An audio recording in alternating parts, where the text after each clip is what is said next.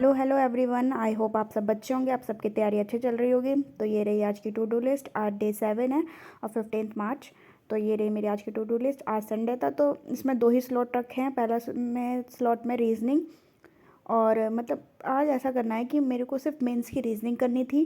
Profit and loss जो revision करना है उसको करना है। एक मेंस की डीआई करनी थी और एक मॉक टेस्ट देना था आरबीआई असिस्टेंट का। और अगर दिन बचता है तो उसमें लास्ट में मुझे रीजनिंग में जो मैंने मेंस की पजल्स पहले भी करी है उसमें भी एक आध पजल्स रह जाती थी, जैसे नहीं बन रहा मेरे से तो देखना पड़ रहा था मुझे सॉल्यूशन, सर क्या से समझा रहे हैं, क्या कर रहे हैं क्या नहीं।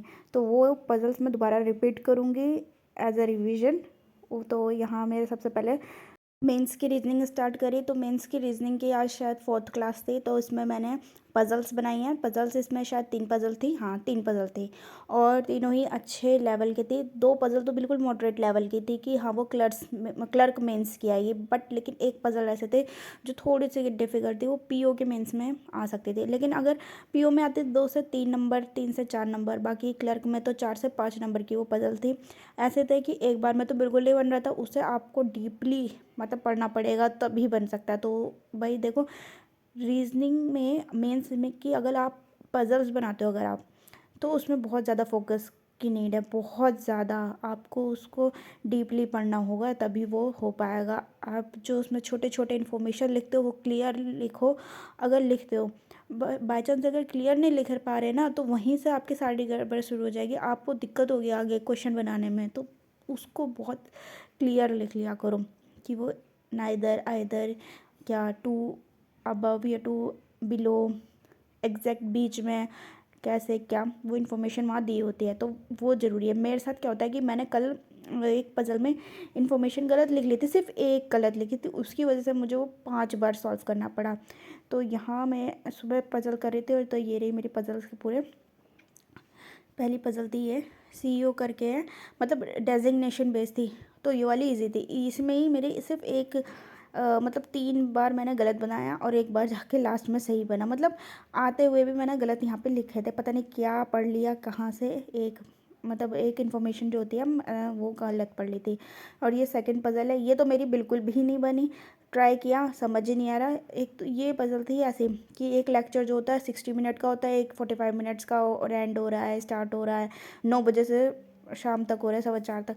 तो इसमें डिफ़िकल्ट हुई, तो ये मैं शाम को मैं कर भी चुकी हूँ। तो ये मैंने शाम को रिवीजन भी कर लिया और एक ये थर्ड पजल थी, थर्ड पजल भी मैंने रिवीजन में कर ली। तो दो जो चीज़ मेरी छोटी वो मैं रिवाइज़ कर भी चुकी हूँ, ये सुबह का है मैं दिखा रही हूँ। तो यहाँ पे ये लिखा है मैंने कि मुझे रिवीजन करना 4th क्लास, तो यहाँ पे मेरी कंप्लीट होती है। तो सुबह उसके बाद ब्रेक लेने के बाद मैं ऊपर गई थी और सुबह भाई आज एकदम मौसम ठंडा हो रहा था बारिश का। आपके वहाँ भी हो रहा है तो प्लीज़ ज़रूर बताना। आज मौसम इतना बढ़िया था ना, सुबह बहुत अच्छा लगा, इतना मतलब इतनी शांति मिलती है ना ऐसे मौसम में, बहुत अच्छा लगता है। देन उसके बाद मैं आई नीचे आ गई थी अपनी चाय वाय पी के। सुबह के टाइम में चाय वाय पी के अपने अकाउंट्स पढ़ने लग गई थी। इसमें मुझे प्रॉफिट एंड लॉस का स्टार्ट करना था। भाई प्रॉफिट एंड लॉस मेरी बार बार रह जाते हैं, कभी कुछ मतलब सारा कुछ टू डू लिस्ट फॉलो हो जाएगा, पर लेकिन प्रॉफिट एंड लॉस वो ज़रूर छूट जाएगा, पता नहीं क्यों। स्पीड मैथ्स हो जाएगी, मेंस की डीआई भी कर लूँगी, रीजनिंग मेंस कर लूँगी, करंट अफेयर एडिटोरियल, मतलब सब कुछ मिला के हो जाएगा, लेकिन एक प्रॉफिट एंड लॉस वहाँ जाके अटक जाती हूँ। क्वेश्चन आते हैं, रिविजन करना है मुझे, वीडियो से करना है रिविजन, क्योंकि सर फटाफट समझा रहे हैं मुझे। फर्स्ट मतलब मैंने प्रॉफिट एंड लॉस पहले भी किया, पर मुझे रिविजन करना है ताकि फिर मैं पीडीएफ सॉल्व करूँ। अभी मेरा मतलब जो एक मेन गोल है सारे जितने भी लेक्चर्स हो उसको कंप्लीट करके एकदम। और मतलब ऐसा हो गया, मुझे बहुत टाइम हो गया, 4-5 महीने से ऊपर हो गए होंगे ये लेक्चर करे हुए प्रॉफिट एंड लॉस। तो मुझे यहाँ पहले रिवीजन करना है, देन उसके बाद मैं पीडीएफ लगाऊंगी नेक्स्ट मंथ से। और अभी से टाइम मिल जाएगा तो अभी से ही कर दूंगी कुछ टाइम से।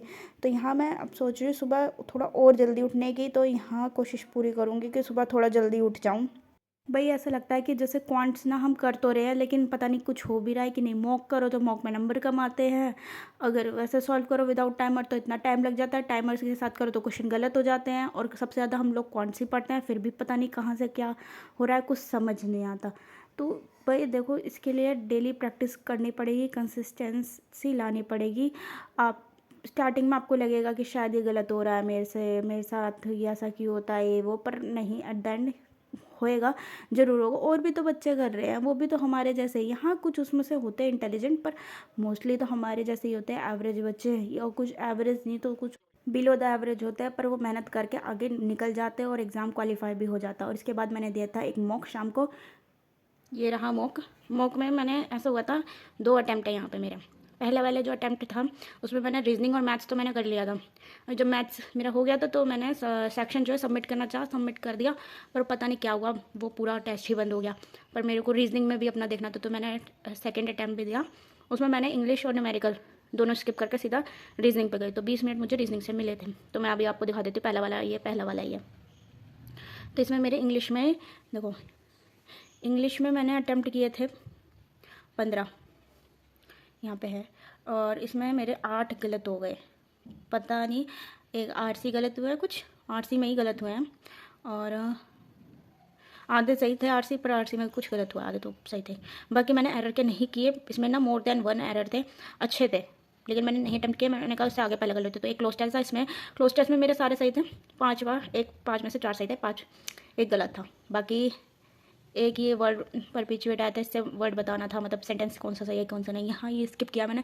बट देखो, कई बार हमें नहीं पता होता, पता होने के बाद भी हम लोग छोड़ देते हैं कि बाई चांस गलत ना हो जाए, नेगेटिव में मार्किंग ना हो जाए, तो इस वजह से मैंने छोड़ दिया था। बाकी ये हायरार्की वाला मैंने किया, ये मुझे सही लगा और ये मेरा सही भी गया। तो यहाँ पे तो मेरा सही था इंग्लिश में। बाकी इंग्लिश में ये है वर्ड स्वैप थे, वो मेरे पाँचों के पाँचों सही है, ये 20 से लेके 25 तक, 21 है। और ये है मेरे यहाँ पे मिस्टेक हुई है पैराजंबल में, मतलब पैराजंबल में सिर्फ एक ही सही हुआ, 4 गलत हो गए, पता नहीं कहाँ से किया। और पैराजंबल ऐसे भी कोई हार्ड नहीं थी, पता नहीं उस टाइम इंग्लिश देने में ना, पता नहीं मेरे साथ ही होता है, इंग्लिश में ही मैं अटकती हूँ, और अटकूँगी क्या, गलत कर देती हूँ। मैं सोचती हूँ बहुत सही है, लेकिन सब गलत हो जाता है। और मैथ्स का दिखा देती हूँ।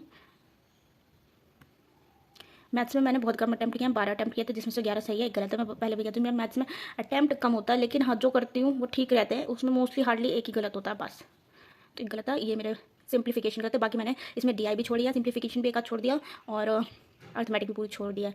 और ये बहुत मैं खुशी खुशी बता रही हूँ, पता नहीं क्या हुआ है मेरे साथ मैथ्स में, कि मेरी स्पीड भी नहीं आ रही और ना ही मेरे पे हो भी पाया पूरा, जबकि मैं स्पीड मैथ का पूरा सेक्शन भी कर लेती हूँ और डीआई भी कंप्लीट कर लेती हूँ, बस अर्थमेटिक रह जाती है। कई बार अर्थमेटिक भी उसमें से 1-2 अटैम्प्ट कर लेती हूँ, लेकिन इस बार नहीं हुआ। ऐसा है ना कि मॉक मैंने बहुत टाइम बाद दिया है, तो इसी वजह से मेरे साथ बहुत सारी, मेरे को स्पीड नहीं बन पा रही, समझ नहीं आ रहा कहाँ मिस्टेक हुई है। और रीजनिंग में दिखा देती हूँ। रीजनिंग देखो, मेरी रीजनिंग सही है, पता नहीं इसमें रीजनिंग में सब सही रहता है, दिखा देती हूँ। तो रीजनिंग में देखो, ये रहे मेरी रीजनिंग में मैंने 34 अटैम्प्ट किए थे, 0 इनकरेक्ट, 34 मैंने करे, और 34 में से 34 बिल्कुल सही है, बस एक स्किप किया, 32 नंबर को दिखा देती हूँ। तो ये मेरा, इसमें ये भी मेरा सही था, इसमें भी मैं नन कर रही थी, बस मैंने इसलिए छोड़ दिया, मैंने कहा बाई चांस अगर गलत हो जाता है तो नेगेटिव मार्किंग हो जाएगी, इसलिए मैंने नहीं किया। बाकी मेरी रीजनिंग में भी 34 में से 34 है, मान लो 35 में से 35 है, लेकिन वो मैं ये छोटे ही चलती एग्जाम में भी, तो यहाँ पे 34 आउट ऑफ 34 आते। तो दोनों मिला के मेरे होते हैं मार्क्स। पहले मेरे उसमें फर्स्ट वाले में इतने आए थे 23.75, सारी मिस्टेक नेगेटिव मार्किंग की वजह से, और दूसरे वाले में मेरे आए 34, तो दोनों को मिला के मेरे बैठे हैं 57.75 आउट ऑफ 100। वैसे तो एक ही टेस्ट का माना जाता है कि एक ही टेस्ट में पूरा प्रॉपर दे पाऊँ, ज़्यादा सही रहता है, बट वो मेरा स्किप हो गया। लेकिन अगर स्किप भी नहीं होता तो मेरे रीजनिंग में एकदम पक्का है मेरा 100% कितनी मेरी एक्यूरेसी रहती है, मिस्टेक नहीं होती। तो ये रहा आज का मेरा ओवरऑल टेस्ट, 57.75 आए हैं, कोई वो नहीं है हाई, कुछ नहीं, मॉडरेट बीच बीच में नंबर है, ना ज़्यादा बुरे हैं ना ज़्यादा अच्छे हैं, अच्छे तो बिल्कुल नहीं है। और ये बीच बीच में जो नंबर आते हैं ना 60 से नीचे या 65 से नीचे, अगर आपके नंबर 70 से ऊपर आते हैं तो बहुत अच्छा है। और अगर यहाँ पे है तो भाई बहुत, यहीं पे आगे आपको बहुत मेहनत करने की जरूरत है, और ज़्यादा, कम से कम 80 तो प्लस लाने चाहिए, क्योंकि ये बच्चे 90 प्लस ले आते हैं।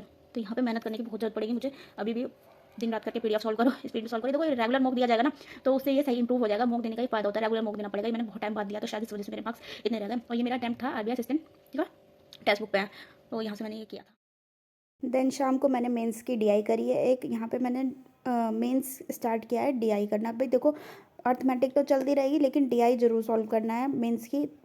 और मेंस के अर्थमेटिक भी स्टार्ट होने वाली है कुछ दिन में, थोड़े अच्छे से पहले एक बार प्री का ना क्लियर कर ले जाऊँ, तो फिर आराम से करूँगी। तो यहाँ मैं मेंस की एक डीआई कर रही थी, ये यूट्यूब पे ही सेशन है, कुछ ऐसा ही दे रखा था।